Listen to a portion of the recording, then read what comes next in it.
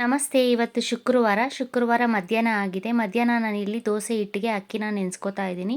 ಇಲ್ಲಿ ನಾನು ಒಂದು ಬಟ್ಲು ತೊಗೊಂಡು ಇದಕ್ಕೆ ಒಂದು 4 ಲೋಟ ಅಷ್ಟು ನಾನಿಲ್ಲಿ ರೇಷನ್ ಅಕ್ಕಿನ ಹಾಕ್ಕೋತಾ ಇದ್ದೀನಿ. ರೇಷನ್ ಅಕ್ಕಿ ಹಾಕೋದ್ರಿಂದ ದೋಸೆ ಹಿಟ್ಟು ಚೆನ್ನಾಗಿ ಬರುತ್ತೆ, ಚೆನ್ನಾಗಿ ಊರುತ್ತೆ ಮತ್ತು ದೋಸೆ, ಇಡ್ಲಿ ಎಲ್ಲ ತುಂಬ ಚೆನ್ನಾಗಿ ಬರುತ್ತೆ. ಸೊ ಅದಕ್ಕೆ ನಾನಿಲ್ಲಿ ಯಾವಾಗಲೂ ರೇಷನ್ ಅಕ್ಕಿನೇ ಯೂಸ್ ಮಾಡ್ಕೋತೀನಿ. ರೇಷನ್ ಅಕ್ಕಿ ಇಲ್ಲ ಅಂದರೆ ಹಂಸ ಅಕ್ಕಿ ಬರುತ್ತಲ್ಲ ದೋಸೆ ಹಿಟ್ಟಿಗೆ, ಅದನ್ನು ಹಾಕ್ಕೋಬೇಕು. 4 ಲೋಟ ಅಕ್ಕಿಗೆ ನಾನಿಲ್ಲಿ 1 ಲೋಟ ಆಗೋಷ್ಟು ಉದ್ದಿನಬೇಳೆ ಮತ್ತು 1 ಲೋಟ ಅಷ್ಟು ಅವಲಕ್ಕಿನ ತೊಳೆದು ಚೆನ್ನಾಗಿ ನೆನೆಸಿಟ್ಕೋತಾ ಇದ್ದೀನಿ. ಇಲ್ಲಿ ಅಕ್ಕಿ ಮತ್ತು ಉದ್ದಿನಬೇಳೆ ಹಾಕಿರೋ ಬಟ್ಲಿಗೆ ನಾನಿಲ್ಲಿ ಒಂದು ಸ್ಪೂನಷ್ಟು ಜೀರಿಗೆ ಹಾಕ್ಕೋತಾ ಇದ್ದೀನಿ ಮತ್ತು ಒಂದು 1/4 ಟೀ ಸ್ಪೂನಷ್ಟು ಮೆಂತ್ಯ ಹಾಕ್ಕೋತಾ ಇದ್ದೀನಿ ಮತ್ತು ಒಂದು ಹಿಡಿಯಷ್ಟು ನಾನು ಕಡಲೆಬೇಳೆ ಹಾಕ್ಕೋತಾ ಇದ್ದೀನಿ. ನಾವು ಇದಕ್ಕೆ ಹೆಸರುಬೇಳೆ ಕೂಡ ನೆನೆಸ್ಕೋಬೋದು. ಈಗ ಚೆನ್ನಾಗಿ ನೆಂದಿದೆ ಅಕ್ಕಿ, ಕಡಲೆಬೇಳೆ ಮತ್ತು ನಾವು ಹಾಕಿರೋ ಜೀರಿಗೆ, ಮೆಂತ್ಯ, ಉದ್ದಿನಬೇಳೆ ಎಲ್ಲ ನೆನೆಸ್ಕೊಂಡಾದ್ಮೇಲೆ ನೈಟು ನಾನಿಲ್ಲಿ ರುಬ್ಬಿಟ್ಕೋತಾ ಇದ್ದೀನಿ. ನೋಡಿ, ಈ ರೀತಿ ಸ್ವಲ್ಪನೇ ಹಾಕ್ಕೊಂಡು ಒಂದು ಸರಿ ತೊಳ್ಕೊಂಡಿದ್ದೀನಿ. ನಾನು ತೊಳ್ಕೊಂಡು ಮಿಕ್ಸಿ ಜಾರ್ಗೆ ಹಾಕಿ 1-2 ಸರಿ ಹಾಕಿ ನಾನು ಮನೆಯಲ್ಲೇ ರುಬ್ಕೋತೀನಿ. ಕೆಲವರು ಇದನ್ನು ಮಿಷಿನ್ಗೆ ಎತ್ಕೊಂಡೋಗಿ ಹಾಕಿಸ್ಕೊಂಡು ಬರ್ತಾರೆ, ಆ ಥರನೂ ಮಾಡ್ಬೋದು. ನಾನಿಲ್ಲಿ ತುಂಬ ನುಣ್ಣಗೆ ರುಬ್ಕೊಳಲ್ಲ, ಒಂದು ಸ್ವಲ್ಪ ಒರಟಾಗೆ ರುಬ್ಕೋತೀನಿ. ಒಂದು ಸರಿ ಹಾಕೋದು ಸ್ವಲ್ಪ ಒರಟಾಗಿ ರುಬ್ಕೊಂಡು ಇನ್ನು ಮಿಕ್ಕಿದ್ದೆಲ್ಲ ನುಣ್ಣಗೆ ರುಬ್ಬಿ ಬಟ್ಲಿಗೆ ಹಾಕ್ಕೋತಾ ಇದ್ದೀನಿ. ನೋಡಿ, ಮಿಕ್ಸಿಗೆ ಉಳಿದಿರೋ ಅಕ್ಕಿನೂ ಸಹ ಈ ರೀತಿ ತೊಳ್ಕೊಂಡು ಇದಕ್ಕೆ ನಾವು ಅವಲಕ್ಕಿನ ನೆನೆಸಿಟ್ಕೊಂಡಿದ್ವಲ್ಲ, ಅವಲಕ್ಕಿನ ಹಾಕ್ಕೊಂಡು ರುಬ್ಕೋತಾ ಇದ್ದೀನಿ. ಅವಲಕ್ಕಿ ಬದಲು ನಾವು ಬೇಕಾದ್ರೆ ಮನೆಯಲ್ಲಿ ಅನ್ನ ಮಿಕ್ಕಿರುತ್ತಲ್ಲ, ಆ ಅನ್ನನ ಹಾಕಿದ್ರೂ ಸಹ ಇಡ್ಲಿ ಅಥವಾ ದೋಸೆ ಸಾಫ್ಟಾಗಿ ಬರುತ್ತೆ. ಇಡ್ಲಿಗೆ ಬೇಕಾದ್ರೆ ಒಂದು ಸ್ವಲ್ಪ ಅನ್ನ ಜಾಸ್ತಿ ಹಾಕ್ಕೊಂಡ್ರೂ ದೋಸೆ ಹಿಟ್ಟು ಚೆನ್ನಾಗಿ ಬರುತ್ತೆ ಮತ್ತು ಇಡ್ಲಿ ಚೆನ್ನಾಗಿ ಬರುತ್ತೆ. ಇಲ್ಲಿ ನಾವು ಅವಲಕ್ಕಿ ಬದಲು ಬೇಕಾದ್ರೆ ಕುಚ್ಚಲಕ್ಕಿ ಹಾಕ್ತಾರೆ. ಹಳೆ ಕಾಲದಲ್ಲೆಲ್ಲ ಕುಚ್ಚಲಕ್ಕಿ ಯೂಸ್ ಮಾಡ್ತಾಯಿದ್ರು. ಅದು ಕೂಡ ದೋಸೆ ಹಿಟ್ಟಿಗೆ ಹಾಕ್ಕೊಂಡ್ರೆ ದೋಸೆ ಹಿಟ್ಟು ಚೆನ್ನಾಗಾಗುತ್ತೆ ಮತ್ತು ದೋಸೆ, ಇಡ್ಲಿ ಎಲ್ಲ ಟೇಸ್ಟು ತುಂಬ ಚೆನ್ನಾಗಿರುತ್ತೆ. ಸೊ ನೋಡಿ, ನಾನು ರುಬ್ಕೊಂಡಾಯಿತು ದೋಸೆ ಹಿಟ್ಟಿಗೆ. ಈಗ ನೋಡಿ, ಮಿಕ್ಸಿ ಜಾರ್ಗೆ ಒಂದು ಸ್ವಲ್ಪ ನೀರು ಹಾಕಿ ಇದನ್ನೆಲ್ಲ ಹಿಟ್ಟು ಇರೋದನ್ನೆಲ್ಲ ತೊಳ್ಕೊಂಡು ಇದಕ್ಕೆ ಹಾಕ್ಕೋತಾ ಇದ್ದೀನಿ ಬಟ್ಲಿಗೆ. ನಾವು ಜೀರಿಗೆ, ಮೆಂತ್ಯ ಹಾಕೋದ್ರಿಂದ ಟೇಸ್ಟು ಚೆನ್ನಾಗಿರುತ್ತೆ. ನೋಡಿ, ನಾನಿಲ್ಲಿ ರುಚಿಗೆ ತಕ್ಕಷ್ಟು ಉಪ್ಪನ್ನು ಹಾಕ್ಕೋತಾ ಇದ್ದೀನಿ ದೋಸೆ ಹಿಟ್ಟಿಗೆ. ನಾನು ನೈಟೇ ರುಬ್ಬಿಡುವಾಗಲೇ ಉಪ್ಪನ್ನು ಹಾಕಿ ಮಿಕ್ಸ್ ಮಾಡಿ ಇಟ್ಬಿಡ್ತೀನಿ. ಸೊ ಆವಾಗ ಚೆನ್ನಾಗಿ ಊರುತ್ತೆ. ಕೆಲವರು ಬೆಳಗ್ಗೆ ಹಾಕಿ ಮಿಕ್ಸ್ ಮಾಡ್ಕೋತಾರೆ, ಆ ಥರನೂ ಮಾಡ್ಬೋದು. ನಾನಿಲ್ಲಿ ಯಾವುದೇ ರೀತಿ ದೋಸೆ ಹಿಟ್ಟಿಗೆ ಅಥವಾ ಇಡ್ಲಿ ಹಿಟ್ಟಿಗೆ ನಾನು ಸೋಡಾ ಹಾಕ್ಕೊಳ್ಳಲ್ಲ. ನೋಡಿ, ಈಗ ದೋಸೆ ಹಿಟ್ಟು ರೆಡಿಯಾಗಿದೆ. ಇದನ್ನು ಈಗ ಪ್ಲೇಟ್ ಮುಚ್ಚಿ ಇಟ್ಬಿಡ್ತೀನಿ ನಾನು. ಬೆಳಗ್ಗೆ ಚೆನ್ನಾಗಿ ಊರಿರುತ್ತೆ. ಸೊ ಇವತ್ತಿನ ದಿನ ಮುಗೀತು. ಸೊ ನೆಕ್ಸ್ಟ್ ದಿವಸ ಬೆಳಗ್ಗೆ ನಾನಿಲ್ಲಿ ದೋಸೆಗೆ ರೆಡಿ ಮಾಡ್ಕೋತಾ ಇದ್ದೀನಿ. ಇವತ್ತು ಶನಿವಾರ ಬೆಳಗ್ಗೆ ನಾನು ಕುಕ್ಕರ್ ತೊಗೊಂಡು ಫಸ್ಟ್ ಇಲ್ಲಿ ದೋಸೆಗೆ ನಾನಿಲ್ಲಿ ಪಲ್ಯ ಮಾಡ್ಕೋತಾ ಇದ್ದೀನಿ. ಪಲ್ಯಗೆ ನಾನು ಆಲೂಗಡ್ಡೆನ ಫಸ್ಟು ಬೇಯಕ್ಕೆ ಇಟ್ಕೋತಾ ಇದ್ದೀನಿ. ಆಲೂಗಡ್ಡೆ ಈ ರೀತಿ ಏನಾದರೂ ಮೊಳಕೆ ಬಂದುಬಿಟ್ಟಿದ್ರೆ ಮೊಳಕೆನೆಲ್ಲ ನಾನು ಫಸ್ಟು ಚಾಕುನಲ್ಲಿ ಈ ರೀತಿ ಕಟ್ ಮಾಡ್ಕೊಂಡ್ಬಿಡ್ತೀನಿ. ಸೊ ಮೊಳಕೆ ಸಮೇತ ಹಾಕಿದ್ರೆ ಕೆಲವರು ಹೇಳ್ತಾರೆ ಗ್ಯಾಸ್ಟ್ರಿಕ್ ಟ್ರಬಲ್ ಜಾಸ್ತಿ ಆಗುತ್ತೆ ಅಂತ. ಸೊ ಅದಕ್ಕೆ ನಾನಿಲ್ಲಿ ಮೊಳಕೆನೆಲ್ಲ ನೀಟಾಗಿ ಕಟ್ ಮಾಡ್ಕೊಂಡ್ಬಿಡ್ತೀನಿ. ಆಲೂಗಡ್ಡೆಯಲ್ಲಿ ಏನಾದರೂ ಮೊಳಕೆ ಬಂದಿದ್ದರೆ ಸೊ ಕಟ್ ಮಾಡಿಕೊಂಡು ಒಂದು ಸರಿ ಆಲೂಗಡ್ಡೆನೆಲ್ಲ ತೊಳ್ಕೊಂಡು ನಾನು ಕುಕ್ಕರ್ಗೆ ಹಾಕಿ ಒಂದು 4-5 ವಿಷಿಲ್ ಆಲೂಗಡ್ಡೆನ ಬೇಯಿಸ್ಕೊತೀನಿ. ಚೆನ್ನಾಗಿರೋ ಆಲೂಗಡ್ಡೆ ಆದರೆ ಬೇಗನೆ ಬೆಂದ್ಬಿಡುತ್ತೆ, ಒಂದೊಂದು ಆಲೂಗಡ್ಡೆ ಬೇಗ ಬೇಯಲ್ಲ.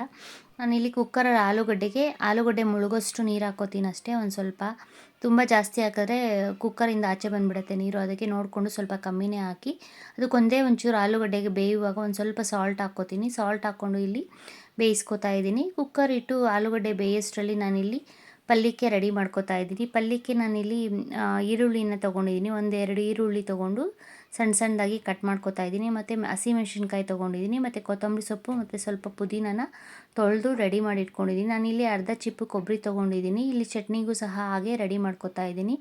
ನಾನಿಲ್ಲಿ ನೋಡಿ, ಪಲ್ಯಕ್ಕೆ ಈ ರೀತಿ ಒಂದೊಂದು ಉದ್ದಕ್ಕೆ ಕಟ್ ಮಾಡ್ಕೋತಾ ಇದ್ದೀನಿ ಹಸಿಮೆಣ್ಸಿನ್ಕಾಯಿನ. ಕೆಲವರು ಹಸಿಮೆಣ್ಸಿನ್ಕಾಯಿ ಬೇಡ ಅಂದರೆ ನಾವು ಒಣಮೆಣ್ಸಿನ್ಕಾಯಿ ಕೂಡ ಹಾಕ್ಕೋಬೋದು ಪಲ್ಯಕ್ಕೆ. ಈಗ ನಾನು ಇಲ್ಲಿ ಕಡಲೆಪಪ್ಪನ್ನು ತೊಗೊಂಡು ಇಟ್ಕೊಂಡಿದ್ದೀನಿ. ಮಿಕ್ಸಿ ಜಾರ್ ತೊಗೊಂಡು ಈಗ ನಾನು ಇನ್ನೂ ಆಲೂಗಡ್ಡೆ ಕೂಗಬೇಕು ವಿಶಿಲ್ಲು. ಸೊ ಆಲೂಗಡ್ಡೆ ಬೇಯೋಷ್ಟರಲ್ಲಿ ನಾನಿಲ್ಲಿ ಚಟ್ನಿಗೆ ರೆಡಿ ಮಾಡ್ಕೋತಾ ಇದ್ದೀನಿ. ಸೊ ಶನಿವಾರ ಬೆಳಗ್ಗೆ ನನ್ನ ಮಗಳು ಸ್ಕೂಲ್ಗೆ ಹೋಗ್ಬೇಕಲ್ಲ, ಅದಕ್ಕೆ ಬೇಗ ಚಟ್ನಿ ಪಲ್ಯ ಮಾಡ್ಕೋತಾ ಇದ್ದೀನಿ. ಈಗ ಚಟ್ನಿಗೋಸ್ಕರ ನಾನು ಮಿಕ್ಸಿ ಜಾರಲ್ಲಿ 1-2 ಹಿಡಿಯಷ್ಟು ಕಡಲೆಪಪ್ಪು ಹಾಕ್ಕೋತಾ ಇದ್ದೀನಿ. ಕಡಲೆಪಪ್ಪು ಬದಲು ನಾವು ಕಡಲೆಬೀಜ ಹುರಿದು ಹಾಕ್ಕೋಬೋದು. ನಾನು ಇಲ್ಲಿ ಕಡಲೆಬೀಜ ಖಾಲಿ ಆಗಿಬಿಟ್ಟಿದೆ, ಸೊ ಅದಕ್ಕೆ ನಾನು ಬರೀ ಕಡಲೆಪಪ್ಪು ಚಟ್ನಿ ಮಾಡ್ಕೋತಾ ಇದ್ದೀನಿ. ಕಡಲೆಪಪ್ಪಿಗೆ ನಾನಿಲ್ಲಿ ಒಂದು ಅರ್ಧ ಚಿಪ್ಪಷ್ಟು ಕೊಬ್ಬರಿನ ಹಾಕ್ಕೋತಾ ಇದ್ದೀನಿ. ನೋಡಿ, ಈ ರೀತಿ ಸಣ್ಣದಾಗಿ ಕಟ್ ಮಾಡಿ ಹಾಕೋದ್ರಿಂದ ಮಿಕ್ಸಿ ಜಾರಲ್ಲಿ ಬೇಗ ನುಣ್ಣಗಾಗುತ್ತೆ. ಸೊ ಅದಕ್ಕೆ ನಾನಿಲ್ಲಿ ಕಟ್ ಮಾಡಿ ಹಾಕ್ಕೊತಾ ಇದ್ದೀನಿ. ಮತ್ತು ನಾನಿಲ್ಲಿ ಒಂದು 5-6 ಹಸಿಮೆಣ್ಸಿನ್ಕಾಯಿ ಮತ್ತು ಕೊತ್ತಂಬರಿ ಸೊಪ್ಪು, ಪುದೀನ ತೊಳೆದು ಹಾಕ್ಕೋತಾ ಇದ್ದೀನಿ ಮತ್ತು ಒಂದು ಸ್ವಲ್ಪ ಹುಣಸೆ ಹಣ್ಣು ಹಾಕ್ಕೋತಾ ಇದ್ದೀನಿ ಹುಳಿಗೋಸ್ಕರ. ಇಲ್ಲಿ ಉಪ್ಪು ಹಾಕ್ಕೋತಾ ಇದ್ದೀನಿ. ಉಪ್ಪು ಹಾಕ್ಕೊಂಡು ಈಗ ನಾನು ಒಂದು ಸ್ವಲ್ಪ ಹಸಿ ಶುಂಠಿ ಹಾಕ್ಕೋತಾ ಇದ್ದೀನಿ. ಹಾಕ್ಕೊಂಡು ನುಣ್ಣಕ್ಕೆ ರುಬ್ಕೋತೀನಿ. ಈ ರೀತಿ ನಾವು ಚಟ್ನಿ ಮಾಡಿಕೊಂಡ್ರೆ ಇದು ದೋಸೆಗೆ, ಇಡ್ಲಿಗೆ ಮತ್ತು ಮುದ್ದೆಗೂ ಸಹ ನಾವು ಒಗ್ಗರಣೆ ಹಾಕ್ಕೊಂಡು ತಿನ್ಕೋಬೋದು. ತುಂಬ ಚೆನ್ನಾಗಿರುತ್ತೆ. ಈಗ ಚಟ್ನಿ ಮಾಡಿಕೊಂಡು ಸೈಡ್ಗೆ ಇಟ್ಕೊಂಡಿದ್ದೀನಿ. ನಾನಿಲ್ಲಿ ಆಲೂಗಡ್ಡೆ ಬೆಂದಿದೆ, ಅದು ಸ್ವಲ್ಪ ತಣ್ಣಗಾಗೋಷ್ಟರಲ್ಲಿ ನಾನಿಲ್ಲಿ ಪಲ್ಯಕ್ಕೆ ರೆಡಿ ಮಾಡ್ಕೋತಾ ಇದ್ದೀನಿ.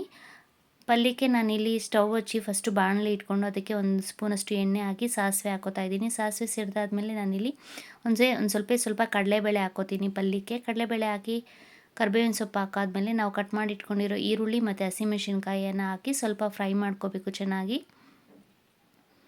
ಈರುಳ್ಳಿ ಸ್ವಲ್ಪ ಬ್ರೌನ್ ಆಗಬೇಕು ಮತ್ತು ಹಸಿಮೆಣಸಿನ್ಕಾಯಿಯು ಸಹ ಅದು ಕಲರ್ ಚೇಂಜ್ ಆಗುತ್ತೆ, ಟೇಸ್ಟು ಚೆನ್ನಾಗಿರುತ್ತೆ ಆ ರೀತಿ ಫ್ರೈ ಮಾಡಿಕೊಂಡ್ರೆ. ಈಗ ಫ್ರೈ ಆಗೋಷ್ಟರಲ್ಲಿ ನಾನು ಆಲೂಗಡ್ಡೆ ಬೆಂದಿದೆ, ಅದನ್ನು ಕುಕ್ಕರ್ ಓಪನ್ ಮಾಡಿ ಆಲೂಗಡ್ಡೆನ ಸುಲ್ಕೋತಾ ಇದ್ದೀನಿ. ಆಲೂಗಡ್ಡೆ ಈಗ ಸುಲಿದಿಟ್ಕೊಂಡಿದ್ದೀನಿ. ಅಷ್ಟರಲ್ಲಿ ನಾವು ಈರುಳ್ಳಿ ಹಸಿಮೆಣಸಿನ್ಕಾಯಿ ಫ್ರೈ ಮಾಡ್ಕೊಂಡಿದ್ವಲ್ಲ, ಅದು ಫ್ರೈ ಆಗಿದೆ. ಇದಕ್ಕೆ ನಾನಿಲ್ಲಿ ಒಂಚೂರು ಉಪ್ಪು ಮತ್ತು ನಾನು ಕಟ್ ಮಾಡಿ ಇಟ್ಕೊಂಡಿದ್ದೆನಲ್ಲ ಕೊತ್ತಂಬರಿ ಸೊಪ್ಪು ಮತ್ತು ಒಂಚೂರು ಅರಿಶಿನ ಹಾಕಿ ಮಿಕ್ಸ್ ಮಾಡ್ಕೊತಾ ಇದ್ದೀನಿ. ಮಿಕ್ಸ್ ಮಾಡಿಕೊಂಡು ನಾವು ಬೇಯಿಸಿಟ್ಕೊಂಡಿದ್ವಲ್ಲ ಆಲೂಗಡ್ಡೆ ಸಿಪ್ಪೆ ಸುಲಿದು ಅದನ್ನು ಹಾಕಿ ಚೆನ್ನಾಗಿ ಒಂದು ಸ್ವಲ್ಪ ಹೊತ್ತು ಮಿಕ್ಸ್ ಮಾಡ್ಕೊತೀನಿ. ಮಿಕ್ಸ್ ಮಾಡ್ಕೊಂಡಾದ್ಮೇಲೆ ಇಲ್ಲಿ ಸ್ಮ್ಯಾಶರ್ ತೊಗೊಂಡು ನಾನಿಲ್ಲಿ ಸ್ಮ್ಯಾಶ್ ಮಾಡ್ಕೊತಾ ಇದ್ದೀನಿ ಆಲೂಗಡ್ಡೆನೆಲ್ಲ. ನಾವು ಬೇಕಾದ್ರೆ ಫಸ್ಟೇ ಆಲೂಗಡ್ಡೆನ ಸ್ಮ್ಯಾಶ್ ಮಾಡಿ ಸಹ ಹಾಕ್ಕೋಬೋದು. ನಾನಿಲ್ಲಿ ಬಾಣಲಿಗೆ ಹಾಕ್ಕೊಂಡು ಸ್ಮ್ಯಾಶ್ ಮಾಡ್ಕೊತಾ ಇದ್ದೀನಿ. ಸೊ ಸ್ಮ್ಯಾಶ್ ಮಾಡ್ಕೊಂಡಾದ್ಮೇಲೆ ಈಗ ನೀಟಾಗಿ ಮಿಕ್ಸ್ ಮಾಡ್ಕೋಬೇಕು. ಉಪ್ಪೆಲ್ಲ ನೀಟಾಗಿ ಆಲೂಗಡ್ಡೆಗೆ ಹಿಡಿಬೇಕು. ಆ ರೀತಿ ಚೆನ್ನಾಗಿ ಮಿಕ್ಸ್ ಮಾಡಿಕೊಂಡು ಒಂದು ಸ್ವಲ್ಪ ಹೊತ್ತು ನಾನು ಸಿಮ್ಮಲ್ಲಿ ಇಟ್ಟು ಆಲೂಗಡ್ಡೆನ ಹಾಗೆ ಬೇಯಿಸ್ಕೋತೀನಿ. ಆಗ ಚೆನ್ನಾಗಿರುತ್ತೆ, ಟೇಸ್ಟು ತುಂಬ ಚೆನ್ನಾಗಿರುತ್ತೆ ಆಲೂಗಡ್ಡೆ ಪಲ್ಯದು.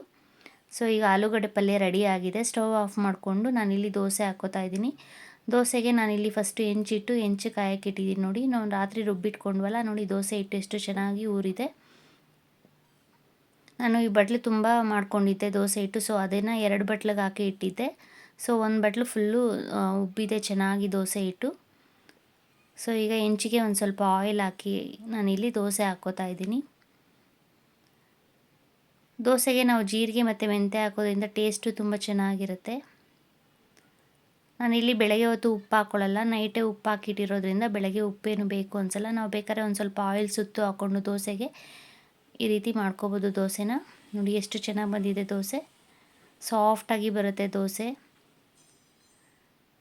ಸೊ ನಾವು ಅವಲಕ್ಕಿ ಬದಲು ಅನ್ನ ಹಾಕ್ಕೊಂಡ್ರು ಸಹ ದೋಸೆ ಮತ್ತು ಇಡ್ಲಿ ಎರಡೂ ತುಂಬ ಚೆನ್ನಾಗಿ ಬರುತ್ತೆ. ಈಗ ನಾನು ದೋಸೆ ಹಾಕ್ಕೊಂಡಿದ್ದಾಗಿದೆ, ಬಾಕ್ಸ್ಗೆ ರೆಡಿ ಮಾಡ್ಕೋತಾ ಇದ್ದೀನಿ. ಒಂದು ಬಾಕ್ಸ್ಗೆ ದೋಸೆ ಹಾಕ್ಕೊಂಡು ಒಂದು ಬಾಕ್ಸ್ಗೆ ಆಲೂಗಡ್ಡೆ ಪಲ್ಯ ಹಾಕ್ತಾಯಿದ್ದೀನಿ. ಪಲ್ಯ ಹಾಕಿ ಇನ್ನೊಂದು ಬಾಕ್ಸಲ್ಲಿ ಚಟ್ನಿ ಹಾಕಿ ನೋಡಿ ನನ್ನ ಮಗಳು ಬಾಕ್ಸ್ಗೆ ರೆಡಿ ಮಾಡಿದ್ದೀನಿ. ಈಗ ನನ್ನ ಮಗಳು ಒಂದು ದೋಸೆ ಮತ್ತು ಒಂದು ಸ್ವಲ್ಪ ಪಲ್ಯ ತಿಂದಾದಮೇಲೆ ನನ್ನ ಮಗಳನ್ನ ಸ್ಕೂಲ್ಗೆ ಕರ್ಕೊಂಡೋಗಿ ಬಿಟ್ಟು ಬಂದಾದಮೇಲೆ ಈಗ ನಾನು ನೋಡಿ ಹಸಿ ಹಿಟ್ಟು ಮತ್ತು ಅಕ್ಕಿ ಎಲ್ಲ ಖಾಲಿಯಾಗಿತ್ತು. ಸೊ ಆ ಡಬ್ಬಗಳನ್ನ ನೀಟಾಗಿ ತೊಳೆದಿಟ್ಕೋತಾ ಇದ್ದೀನಿ. ನಾವು ಈ ರೀತಿ ಸಿಲ್ವರ್ ಡಬ್ಬಗಳನ್ನ ತೊಳಿಬೇಕಾದ್ರೆ ಸೋಪಲ್ಲಿ ತೊಳೆಯೋದಕ್ಕಿಂತ ಒಂದು ಸ್ವಲ್ಪ ಸಬೀನ ಇರುತ್ತಲ್ಲ, ಸಬೀನನ್ನು ಮಿಕ್ಸ್ ಮಾಡಿ ತೊಳ್ಕೊಂಡ್ರೆ ಸಿಲ್ವರ್ ಡಬ್ಬಗಳ ಮೇಲಿರೋ ಕಲೆಗಳೆಲ್ಲ ನೀಟಾಗಿ ಹೊಟ್ಟೋಗ್ಬಿಡುತ್ತೆ. ಸೊ ನಾನಿಲ್ಲಿ ಹಸಿ ಡಬ್ಬ ಮತ್ತು ಅಕ್ಕಿ ಡಬ್ಬನ ತೊಳ್ಕೊತಾ ಇದ್ದೀನಿ. ನಾವು ಸಬೀನ ಹಾಕಿ ಆದರೂ ತೊಳ್ಕೊಬೋದು, ಇಲ್ಲಾಂದರೆ ಈಗ ಪೀತಾಂಬರಿ ಬಂದಿದೆಯಲ್ಲ, ಪೀತಾಂಬರಿನಲ್ಲೂ ಸಹ ತೊಳ್ಕೊಬೋದು, ನೀಟಾಗಿ ಹೋಗುತ್ತೆ ಮತ್ತು ಶೈನಿಂಗು ಬರುತ್ತೆ. ಅದು ಶೈನಿಂಗ್ ಪೌಡರ್ ಅಂತ ಬಂದಿದೆ. ಸೊ ಅದರಲ್ಲಿ ತೊಳ್ಕೊಂಡ್ರೆ ಚೆನ್ನಾಗಿ ಇದಾಗುತ್ತೆ ನೋಡಿ. ಈಗ ಡಬ್ಬಗಳನ್ನೆಲ್ಲ ತೊಳ್ಕೊಂಡಾಯಿತು. ಈ ರೀತಿ ನಾವು ರೇಷನ್ ಖಾಲಿ ಆದಾಗ ಆಗಿಂದಾಗಲೇ ಡಬ್ಬಗಳನ್ನ ತೊಳೆದು ಒಣಗಿಸ್ಕೊಂಡು ರೇಷನ್ ಹಾಕ್ಕೊಂಡ್ರೆ ನಮಗೆ ರಿಸ್ಕ್ ಅನಿಸಲ್ಲ. ನಾವು ಮನೆ ಕ್ಲೀನ್ ಮಾಡೋಕೆ ಹಿಡಿದಾಗ ಒಂದೇ ಸಲ ಎಲ್ಲ ಪಾತ್ರೆಗಳನ್ನು ತೊಳ್ಕೊಬೇಕಾದ್ರೆ ನಮಗೆ ಕಷ್ಟ ಅನಿಸುತ್ತೆ. ಅದ್ರ ಬದಲು ಈ ರೀತಿ ರೇಷನ್ ಖಾಲಿ ಆದಾಗ ನಾವು ಡಬ್ಬಗಳನ್ನೆಲ್ಲ ಆಗಿಂದಾಗಲೇ ತೊಳೆದು ರೇಷನ್ ತುಂಬಿಟ್ಕೊಂಡ್ರೆ ನಮಗೆ ಈಸಿ ಆಗುತ್ತೆ. ಸೊ ಈಗ ನೋಡಿ ನಾನು ಡಬ್ಬಗಳನ್ನೆಲ್ಲ ತೊಳೆದು ಬಿಸಿಲಲ್ಲಿ ಒಣಗಾಕಿ ಇಟ್ಟಿದ್ದೀನಿ. ಮನೆಯಲ್ಲಿ ಹಸಿಟ್ಟು ಖಾಲಿ ಆಗಿತ್ತು, ಮಿಷಿನಿಂದ ಹಾಕ್ಸ್ಕೊಂಬಂದಿದ್ದೆ. ಸೊ ಅದನ್ನು ನಾನಿಲ್ಲಿ ಜರಡಿ ಇಟ್ಕೋತಾ ಇದ್ದೀನಿ. ಮಿಷಿನಲ್ಲೇ ಕೆಲವು ಸಲ ಜರಡಿ ಬರುತ್ತೆ, ಅದರಲ್ಲೇ ಅದು ಫಿಲ್ಟರ್ ಆಗಿರುತ್ತೆ. ಆದ್ರೂ ನಾವು ಮನೆಯಲ್ಲಿ ತಂದಾಗ ಒಂದ್ಸರಿ ಜರಡಿ ಇಟ್ಕೋಬೇಕು, ಇಲ್ಲಾಂದರೆ ಇದರಲ್ಲಿ ಹೊಟ್ಟೆಲ್ಲ ಇರುತ್ತೆ ಮತ್ತು ಕೆಲವು ಸಲ ಮಿಷಿನಲ್ಲಿ ಗಲೀಜು ಬಂದುಬಿಟ್ಟಿರುತ್ತೆ. ಸೊ ಅದಕ್ಕೆ ನಾವಿಲ್ಲಿ ಮಿಷಿನಿಂದ ತಂದಾದಮೇಲೆ ಮನೆಯಲ್ಲಿ ಒಂದ್ಸರಿ ಜರಡಿ ಇಟ್ಕೊಂಡ್ರೆ ತುಂಬ ಒಳ್ಳೆಯದು.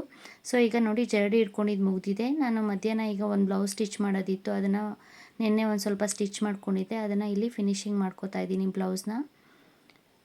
ಆಲ್ರೆಡಿ ನಾನು ವೈಟ್ ಬ್ಲೌಸಸ್ಸು ಒಂದು 2 ಬ್ಲೌಸ್ನ ಸ್ಟಿಚ್ ಮಾಡಿದ್ದೆ, ಇನ್ನೊಂದು ಬ್ಲೌಸ್ ಇತ್ತು ಸ್ಟಿಚ್ ಮಾಡೋದು.